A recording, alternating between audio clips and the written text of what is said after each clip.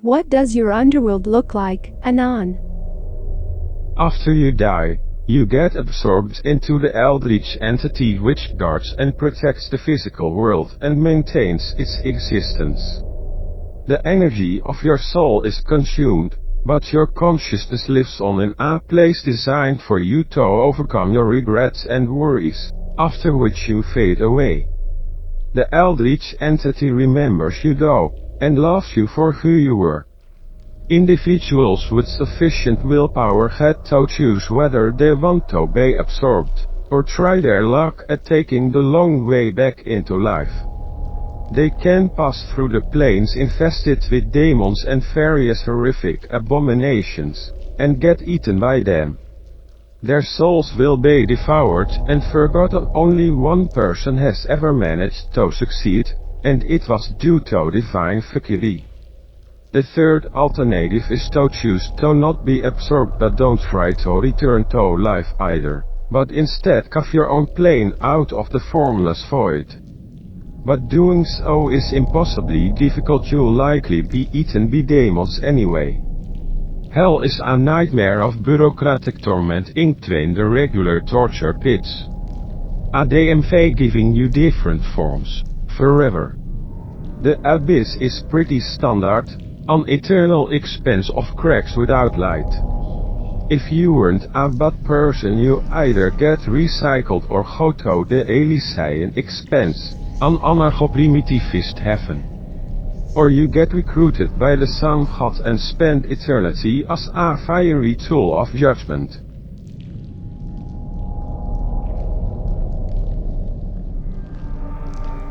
A massive wind-blasted tundra comprised of swirls of snow drifts and icy crags arranged concentrically around a small flickering light in the center. The souls of the dead find themselves on the outer regions, freezing and naked as the wind howls around them, and are inevitably drawn towards the center in the hopes of finding fire. The temperature continues to drop the closer they get, causing the less sinful souls to freeze solid, doomed to feel themselves drip away as their now purified souls sublimate out of the ice into the underground river that flows back to the land of the living. The truly corrupt may make it all the way to the inner circle, find that the light emanates from the frozen throne of the winter hag herself, who punishes trespass in her court by permanently fusing such unfortunate souls to the walls of her palace, so that whatever wicked knowledge they hoarded in life is hers alone in death. It's basically a big ball of black sludge. Souls are turned into the same black sludge and fall in from portals in orbit. Souls can wander the planetoid, but it takes effort to keep your body's integrity intact. Every time you collapse into the muck, you lose some of yourself. And since the sludge is made up of other souls, you pick up fragments of other people's souls until your own identity is slowly whittled away. The stronger your will and ego, the longer you can last. But eventually everyone falls into the muck and doesn't get up. The souls are further broken down as they gravitate inwards, sloshing and mixing together into an indistinguishable slurry. At the very center of the planetoid is a white-hot core that takes fragments of souls and forges them into new complete individuals before sending them back to the living world. It's basically reincarnation with extra steps.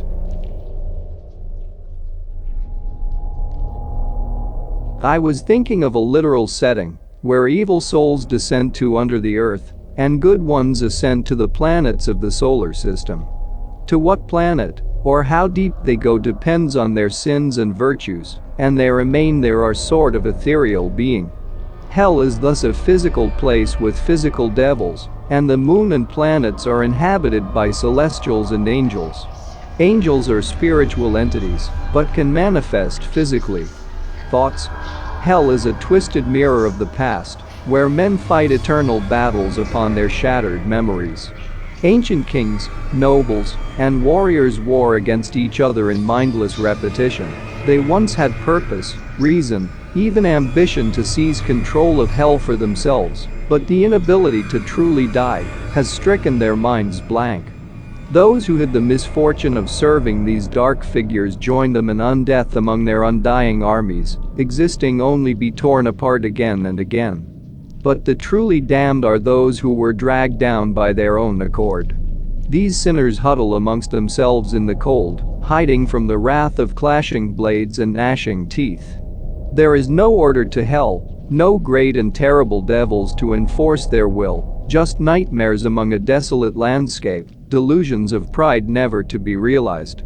It ain't original, but goddamn do I love Dark Souls' mishmash of kingdoms from different points in time, and had to use it too. Players totally derailed a campaign of mine after they fucked up fighting a cult and accidentally damned one of the hostages, the mayor, to hell. Against all common sense, they immediately pursued him and in the end, actually rescued him. By the time they left, their characters were completely changed.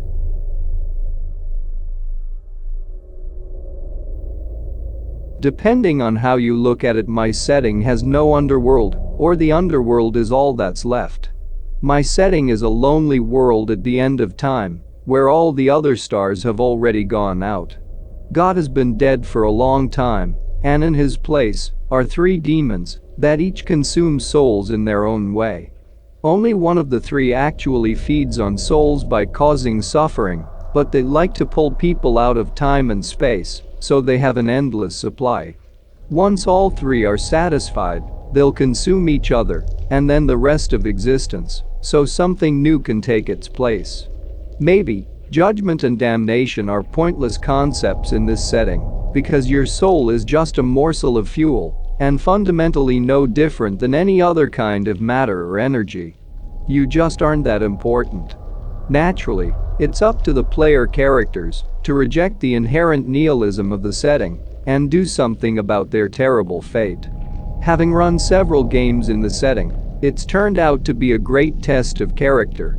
The Chad player character is not only determined to escape back to their own space-time, but tries to make a positive impact on this world and perhaps even stop the apocalypse once they know the whole story. The virgin player whines about how nihilism makes them depressed, refuses to interact with the world's inhabitants because they're NPCs, and inevitably break up the gaming group so I can find more Chads instead. Oh yeah, and we've also got ogres. Lots of them. God has been dead for a long time. What killed him? His own seraphim. Long ago the god of this realm, known as the Dreamer, enjoyed designing and creating the world so much that he would reset everything and start from scratch, starting with his personal servants the angels. Sooner or later, a cycle came around where the angels disagreed with the whole idea and wanted to put an end to the resets. So, the angels attacked the Dreamer and smashed him into crystalline powder that was scattered by the wind. The act of violence corrupted the soul dust, and from it spawned the 3 demons and their unending hunger for souls. The angels failed to stop the 3 demons before they grew too powerful and overtook the entire world, forcing the angels to flee to a single floating city in the sky, where they wait out the merely delayed end of the world. Sadly, the 3 demons are more interested in eating souls and ruling their own corner of the world than they are in ending everything. This means the world is now suffering a very slow and miserable death. The idea of the Dreamer and the angels' betrayal is very inspired by the coming heat death of the real universe and the hopeful idea that another Big Bang will come afterwards and continue the cycle of existence. Where things get weird is in my setting. Souls are the richest building blocks of the universe. Because the 3 demons have been pulling people from out of space and time for more souls harvest, this means that the world has more soul energy than it did at the start of its longest cycle. No one knows what will happen after this cycle, not even the angels.